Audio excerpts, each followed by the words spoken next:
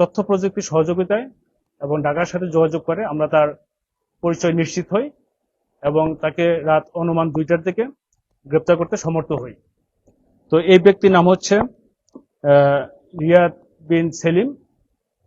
অভিযানকালে তার বাড়িতে তল্লাশি করে একটি মেটাল ডিটেক্টর, একটি ওয়াকিটকি হ্যান্ডসেট, ওয়াকিটকি সদৃশ আরো একটি সেট, চেয়ারপারসন সিকিউরিটি ফোর্সের একটি কার্ড, একটি নির্বাচন মনিটরিং কার্ড এবং 2টি মোবাইল সেট, পাশাপাশি একটি মেটাল ডিটেক্টর এবং একটি সিগন্যাল লাইট উদ্ধার করি।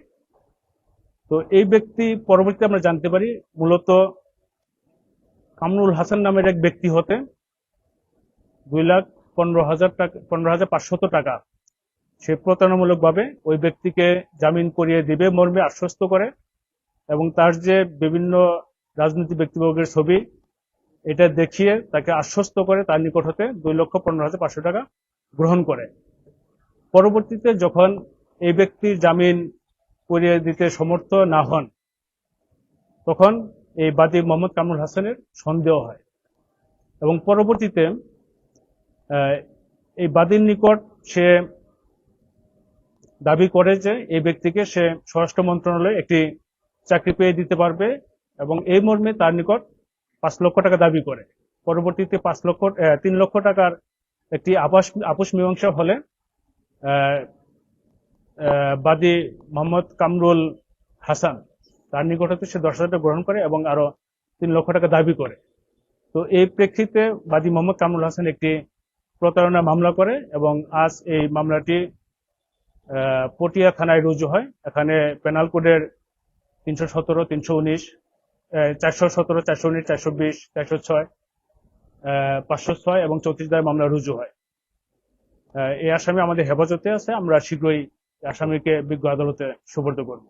এখন পর্যন্ত আমাদের যে ধারণা সে একটি বড় ধরনের প্রতারক এবং সে যেহেতু আমরা খোঁজ নিয়েছি যে সে একটি প্রাইভেট প্রতিষ্ঠান হতে কম্পিউটার সায়েন্সে ডিপ্লোমা করেছে, সেক্ষেত্রে এটা এআই জেনারেটেড হতে পারে। বিষয়টি আমরা যাচাই করে দেখছি। যদি এই ধরনের আরো কোনো কিছু আমরা পাই সেক্ষেত্রে পরবর্তীতে তার বিরুদ্ধে হয়তো আরো আইনগত ব্যবস্থা নেওয়া যেতে পারে।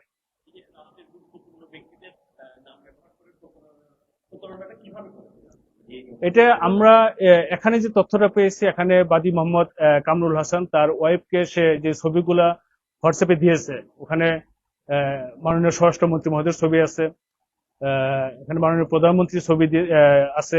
এগুলো দিয়ে সে বিশ্বাস অর্জন করতে চেয়েছে যে তার সাথে বড় বড় রাজনৈতিক ব্যক্তিবর্গের সাথে পরিচয় হয়েছে এবং সে তাদেরকে ইউজ করে চাকরি পেয়ে দিতে সমর্থ হবে মর্মে তাদেরকে অবগত করেছে।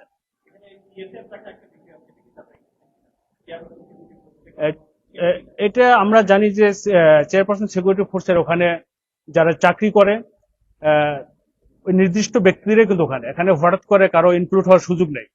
সে এটা প্রতারণার মাধ্যমে তৈরি করেছে এবং সে বোঝাতে সমর্থ হয়েছে যে সে পলিটিক্যালি হাইলি কানেক্টেড। এর বিরুদ্ধে আমরা যাচাই বাছাই করেছি। প্রতারণা মামলা আমরা এখন পর্যন্ত তার নামে পাইনি, বাট তার বিরুদ্ধে একটি নারী শিশু নির্যাতন দমন আইনের মামলা এবং একটি মাদক মামলা পেয়েছে এবং তার বিরুদ্ধে ওয়ারেন্টও থানায় মুলতবি রয়েছে।